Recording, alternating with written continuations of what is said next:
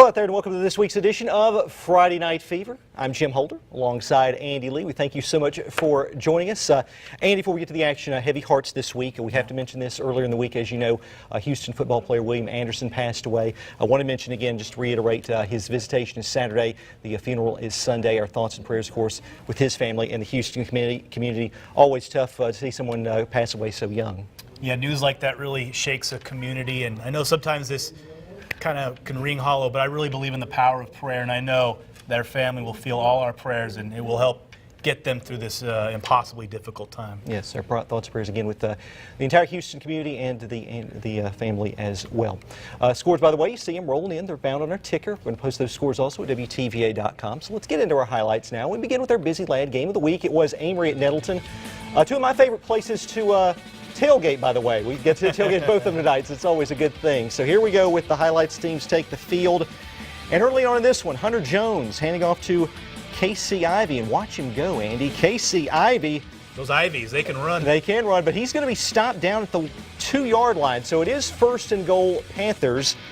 And then Jones, there's that nice. Very nice. Going to roll out there and find Darius Smith. And that's a touchdown reception. Extra point was good. 7-0 Amory in the first quarter, but Nettleton's going to answer. You knew they would. Graham Gardner here, back to throw, looking for Nigel Owens. Stop and go here. Oh, nice move. Coming towards Alvin Ivy's way. Biddy Ivy for 25 yards, first and goal for the Tigers. And then Nettleton, in front of their fans, had a big crowd. Cortez Doss up the middle for the touchdown. Tied it at 7. It was tied for a while. Cheerleaders into this one, but in the end, Amory's going to get the win, 42-14. By the way, both teams now 3-2 on the season. A big non-divisional matchup in the Holler. Pontotoc, the #1 team in the state in Class 4A, hosting Oxford in 6A. Chargers with the ball early in the second quarter. John Meager is sacked by Alfonso Ray Jr. So Pontotoc with the ball. Caleb Hobson takes a little swing pass. He would fumble. Recovered by Asher Hickenbottom. That sets up Oxford in Pontotoc territory. Chargers moving the ball. Meager to DeKyron Johnson. That's a first down for Oxford. And then near the goal line, they go wild Charger, but Jeremiah Pegues fumbles it. So Pontotoc gets the ball back. Down 7-0. What would they dial up? One of the best plays I've seen in 5 years of covering high school football here. That's not hyperbole. Caleb Hobson takes the ball, he goes backwards. No, you're not supposed to do that. But he finds the seam. Reminds me of Chris Rainey back in the Florida days. Wow. Athlete in space, we call that. Officially a 59-yard touchdown, but he probably ran like 100 yards. PAT no good. It was 7-6 Oxford at that point, but Oxford able to pull away in the second quarter. Chargers prevail 31-12. All right, another wild one, potentially. Kossuth at New Albany. And here we go with the highlights in this one. Both teams ready to go. And well, Kossuth, the Aggies, they like to run the ball, and that's a first down run. There's a little water. Heat timeout. Go to Wilhite here. Well, here he goes. Going to score the touchdown. Kossuth in early lead. New Albany huddling up, trying to answer. Bryson Prather here. Prather can do some things to the football, and he gets a first down on that play. And then, watch what happens. Loden Bolin looking for his receiver. Where are you, Loden? Finding his receiver. Kayla Thompson gets bumped by the ref. You got to stay out of the way. They'll knock you over. But sure New Albany gets the touchdown. In the end, though, it's going to be New Albany winning at home, 39-14. Nice work by Kayla shooting, jack of all trades. Yes. North Pontotoc hosting Independence. There's a Viking head on the ground. Independence down 10-7 at the halftime. That's a first down run for Hunter West early in the third quarter. But this drive would get halted when Corley Hooper is intercepted by Brennan Glass. Glass returns it deep into Viking territory. So would Independence take the lead? The answer is yes. One play after the interception, they cash in. RJ Wilson goes right, and he gone. That's a touchdown for the Wildcats. So Independence on top, 14-10. North Pontotoc looking to answer. Hooper swings one out to Ethan Dyer. That's a big gain for North Pontotoc. This drive would stall, but North Pontotoc scores late, beats Independence 16-14. Vikings are now 5-0. How about that? Wow. All right, Senatobia at Shannon. And it was homecoming tonight at Shannon. Kaya Ruth, the homecoming queen. Congratulations to Kaya. Early on, Senatobia with the white jerseys in the first quarter. DeAndre House taken down by Shannon's Vashawn Estes. Shannon's defense stepping up early. Darrell Carter's Red Raiders would also go 3 and outs early on. Next, Warriors possession. John Michael Foster sacked by Dietrich Anderson. A lot of Red Raiders back there on him. So Shannon will go back on offense. Jordan Gilliland's pass. Watch this. Is tipped. Who's going to come up with it? Nobody. It goes to the ground. Falls incomplete. Red Raiders forced to punt, but the punt is going to be dropped. And this is going to result in a safety. So Senatobia took an early 2-0 lead. They actually led 9-0 and led for a good while, but Shannon comes back and they win on homecoming.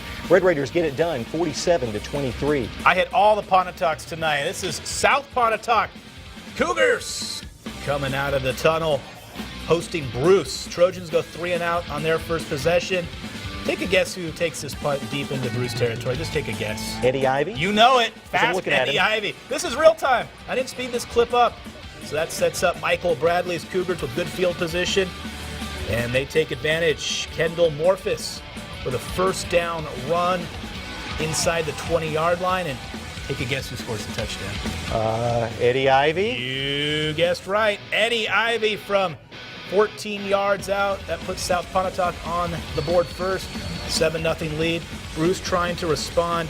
Davion Collins, a nice first down run for the Trojans, but that drive would get halted. In the end, South Pontotoc wins big, 40-7. Good bounce back win for the Cougars. All right, Baldwin at South Hillo. These teams, both of them looking for their first win of the year. South Hillo would have a lot to smile about. They're up 36-0 in the third quarter. Alex Blassingame here. Big run, keeps churning. He will go for a first down. Hello. Yep, you're on TV. Yes. Darrell Anderson. Watch him here making some moves. And he gone, Andy. There he is. He gone. 25-yard touchdown. Not long after we got there. Makes it 43-0. South Hillo, they are rolling at that point. Tigers defense playing tough as well. Hayes Dossett and Kobe White here on the stop on Mark Rowan. Ryan Summers, he's a former defensive coordinator, looking for his first win as his head coach, and he's on his way to doing that. Watch this play. Tyler Smith looks like he's going to be stopped, but, well, didn't finish wrapping him up. There he goes. Turning. Exactly, and this is going to be a 64-yard touchdown run. And South Hillo is going to go on to win. Gets the first win of the year. 50-0 is the final. Yes, the names of the high school might be different, but still a big rivalry. Anytime Choctaw County and Eupora meet up, as you can see, some a little Donnybrook there early in the game. Second play of the game, Edward Herrard to Cameron Culpepper, who gets the first down, but the ball pops out, and it's recovered by the Chargers. A few drives later, Charger quarterback Tylen Carter takes it himself, and the ball is forced out, recovered by Zach Morris for a touchback. You watch Saved by the Bell. Yes. You know that name. Dating ourselves a little bit. A few plays later, a long third down for the Eagles. Herrard looks up and finds it's intercepted by Pernell Carter of Choctaw County.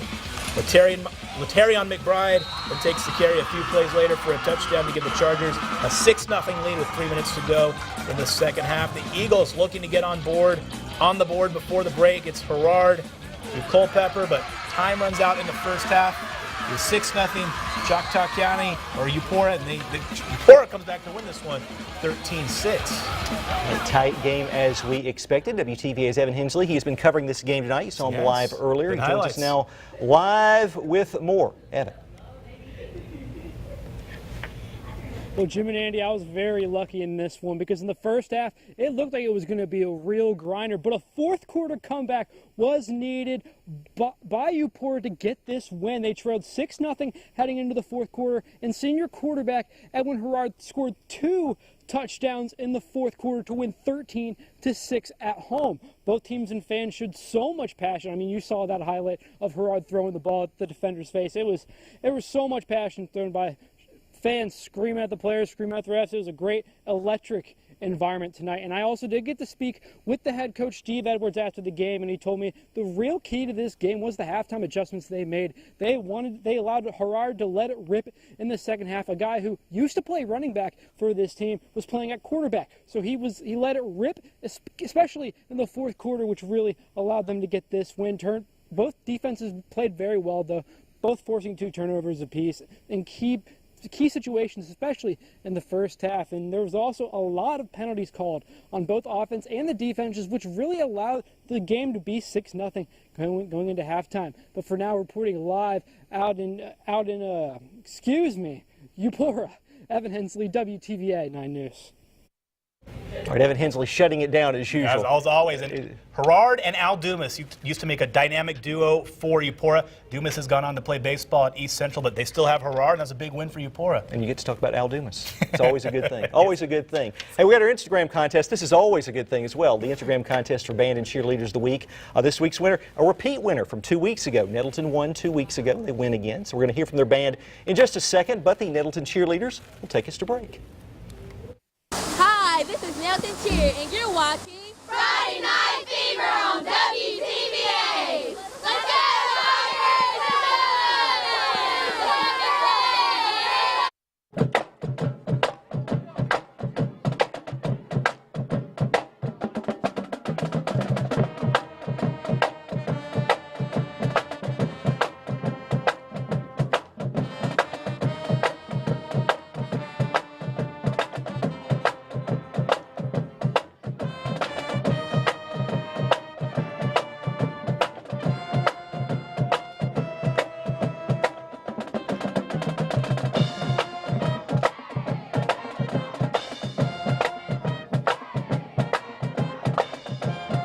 Our repeat winners for Band of the Week from Nettleton. Welcome back to Friday Night Fever. They did a great job. Jim Holder and Andy Lee. Scores continue on our ticker. We're posting at WTVA.com. Let's continue with highlights, shall we? Let's do it. Noxubee County at West Point. This is a big one.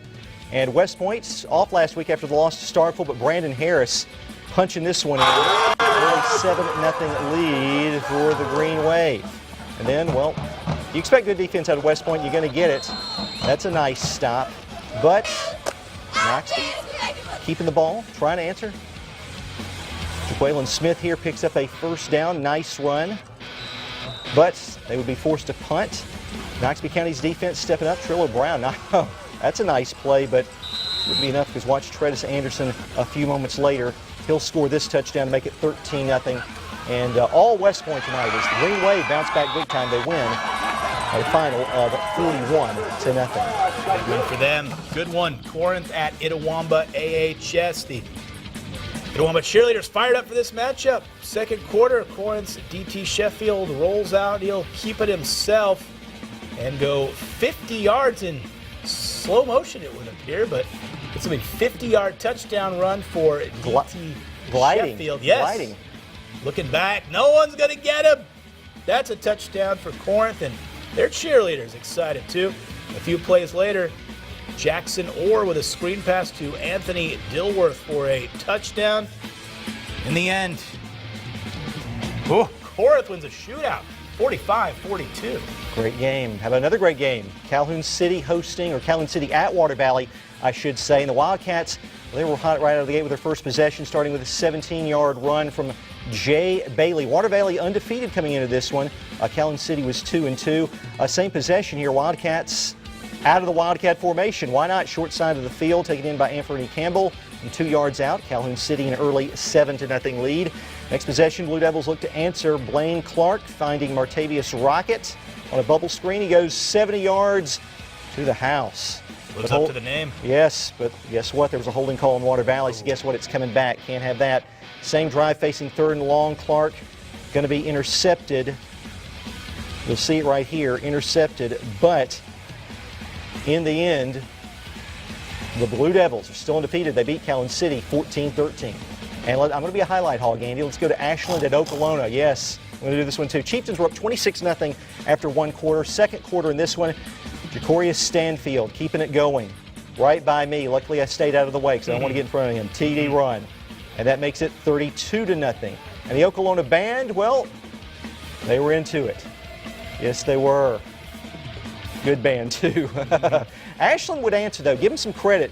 Tavion Stiggers finding Eric Bell, and Bell taking this all the way down to the 1 yard line. Daquan Johnson, give him credit because he's going to make the tackle. It would lead to a score. Too much Okolona in this one as they go on to win by the final score of 68-26. All right, time now for our social media center. Daniela Oropeza shows us what's happening every Friday night on Twitter, Facebook, and Instagram. Daniela, what's going on? Thanks, guys. Each week we receive more and more photos and videos from our viewers, but week 5 is something else. We've received a lot, so I hope I can get them all in. We begin south of our viewing area where our Evan Hensley was, but these photos are coming in from Blake McMullen on Twitter. These fans are pumped as they took on Choctaw County, and Blake says they were ready for their newest version of their oldest rivalry, #Highway 9 Bowl. And if you look closer, they're all wearing their Maroon Mafia shirts. And it doesn't end there. Blake also sent us this picture. They've got some Eagle pride, and Blake says the Maroon Mafia didn't like that face mask call against them. And not too far from Webster County, at Magnolia_Kid tagging us in this wonderful photo. This is from Calhoun City at Water Valley. Go Wildcats. And it's not Friday Night Fever without Alvin Ivy's help. Also from that game, some more Wildcat fans and some of their cheer squad. Looks like they showed out tonight. And from Calhoun County to Union County, these sweet Kossuth fans on the left and these excited New Albany fans on the right peep the American pride. Thanks to our Kayla Thompson for sending this photo in to us. And does it feel like homecoming came a little early this year? To me, homecoming always came around mid-fall when it was a bit cooler.